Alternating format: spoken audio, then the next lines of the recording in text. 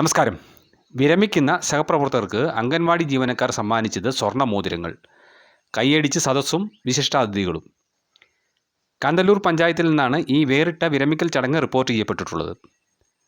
പയസ്നഗർ സ്വദേശിനി Lucy Augustine, കട്ടിയനാട് ചാനൽമേട് സ്വദേശിനി M Leela എന്നിവർക്കാണ് സഹപ്രവർത്തകർ വിരമിക്കൽ ചടങ്ങിനോടനുബന്ധിച്ച് സ്വർണ്ണ മോതിരങ്ങൾ സമ്മാനിച്ചത്.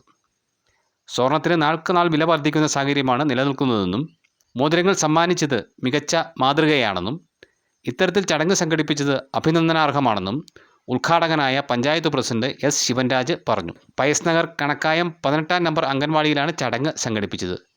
മുൻ പഞ്ചായത്ത് അംഗം കാർത്യായനി അധ്യക്ഷത വഹിച്ചു.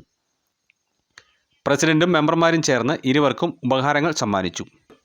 28 വർഷം അധ്യാപികയായും 20 വർഷം BLO ആയും പ്രവർത്തിച്ച ശേഷമാണ് ലൂസി സർവീസിൽ നിന്നും വിരമിച്ചത്.